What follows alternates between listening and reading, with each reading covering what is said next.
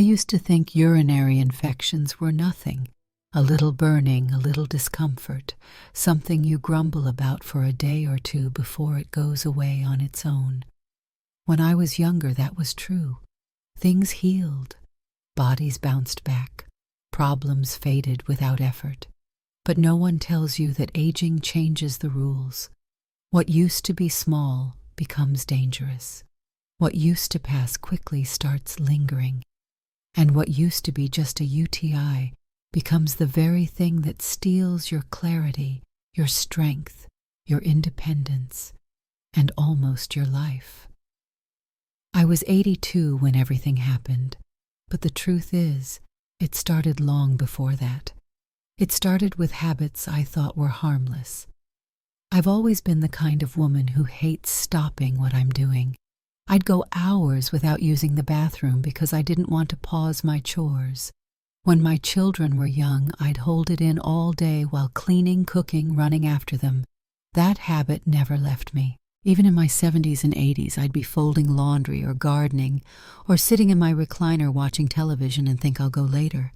Later always turned into later again. And water, well, I never drank much of it. I liked coffee, sweet tea, diet soda, but water, only when I remembered which wasn't often. My daughter lectured me about it constantly. Mom, you need to drink at least 4 to 6 cups a day. I'd wave her off the way old women do when they're tired of being told what to do. I've lived this long without turning into a camel, I'd joke. But the truth was, my body was drying out slowly, and I didn't see it. UTIs started coming more often around 78. Nothing major, just a burning sensation when I peed, a little urgency here and there. I'd drink cranberry juice for a day or two and call it treated. Sometimes it worked, sometimes it didn't. But I never went to the doctor. I didn't think it was serious enough. And doctors meant money appointments rides from my daughter. I didn't want to bother anyone. So I let the infections come and go like unwanted visitors I refused to acknowledge. It wasn't until last winter that the infections began affecting me in ways I couldn't understand. One day I woke feeling unusually tired, not the regular old woman tired. This was bone-deep exhaustion, the kind that made even lifting my coffee cup feel like a task. My back ached dully. I felt chills even though the heater was on. I dismissed it as age, cold weather, arthritis, anything except a worsening infection. Then came the confusion.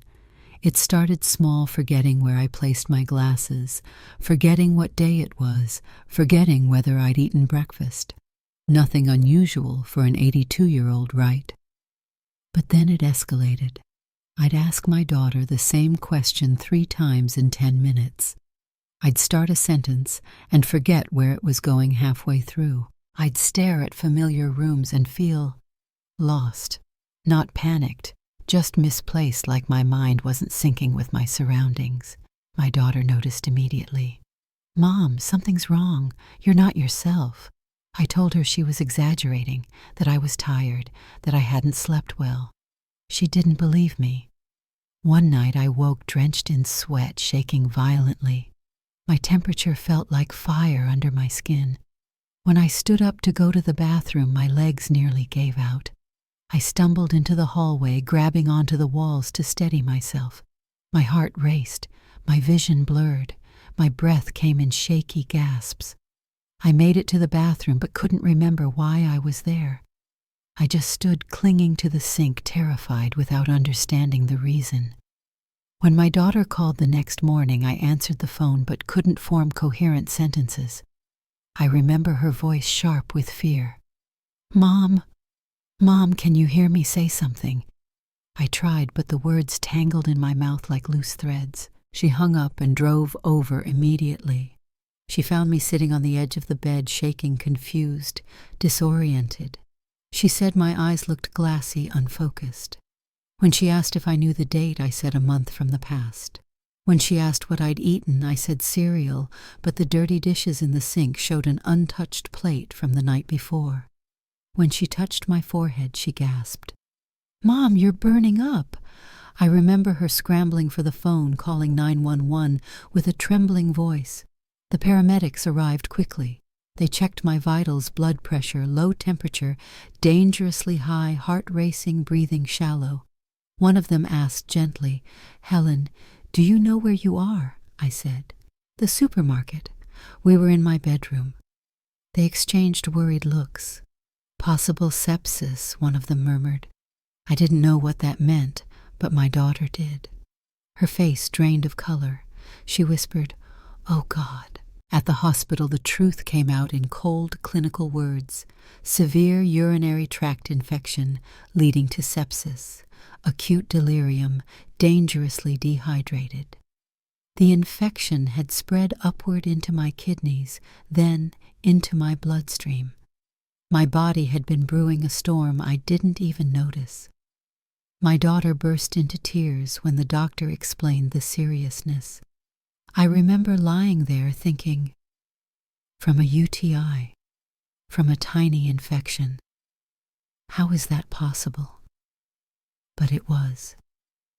And it nearly took me. They gave me IV fluids, antibiotics strong enough to sting, going in oxygen to steady my breath. But the hardest part wasn't physical. It was the way my mind fractured. I drifted in and out of delirium. Sometimes I thought I was in my childhood home. Sometimes I thought my late husband was sitting beside me. Sometimes I didn't recognize my daughter. I said things I don't remember. I cried without knowing why. One night in the middle of treatment, I woke up terrified. The room looked wrong, blurry, spinning. A nurse rushed over, placed a cool hand on my forehead and whispered, "You're safe, Helen. The infection is affecting your mind. Just breathe." I clung to her voice like a lifeline because my own thoughts felt like they were melting. The next morning was the first time I realized where I was.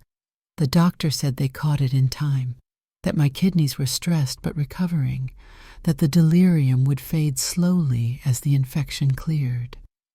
My daughter sat beside me holding my frail hand, her eyes red from sleepless nights. I whispered, "I'm sorry." She shook her head. "Mom, you scared me so much." Recovery was long. My mind returned slowly like a fog lifting inch by inch. But something inside me changed permanently. My sense of balance, my confidence walking alone, my trust in my own body, my independence. All of it cracked. I thought UTIs were harmless, just part of being an older woman. But the truth is, they are one of the most dangerous infections for people our age. They can steal your clarity, your mobility, your strength, your life, quietly, methodically. Now lying here in this hospital bed again after a second flare-up brought me back for monitoring. I understand what I should have known years ago. The burning wasn't no big deal. The urgency wasn't annoying. The confusion wasn't just aging. Every symptom was a plea from a body being ignored. If someone were listening, another woman like me, who waits too long, who thinks UTIs will go away on their own, who doesn't drink water because she's not thirsty, who holds her bladder for hours out of habit, I'd tell her this. Urinary infections in older age are not small. They are not harmless. They are not optional to treat. They can destroy your mind. They can damage your kidneys. They can take your life. If I could go back, I'd drink more water. I'd go to the doctor at the first burning sensation. I'd stop holding my bladder as if comfort mattered more than health. I'd tell my daughter sooner. I'd stop treating my body like a burden. But I can't go back. I can only speak now, hoping my story keeps someone else from slipping into the darkness that almost swallowed me whole. Your body whispers before it screams. Please listen before silence becomes permanent.